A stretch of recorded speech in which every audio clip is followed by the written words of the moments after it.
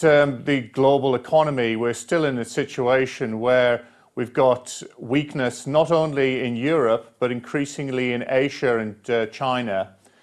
Secondly, the cumulative weak growth phase is now feeding through into subdued inflation, not only in the US, but elsewhere around the world.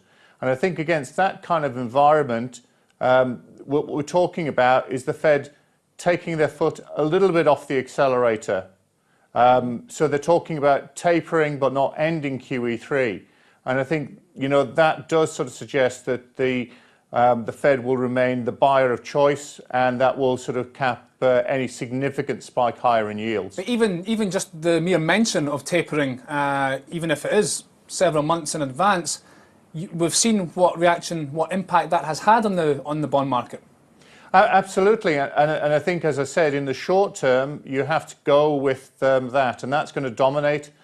We've got obviously the payroll figures next week, which the market's attaching added importance to, and then all the way through June, I think the market is going to be very sensitive, running up to the press conference at the next FOMC meeting.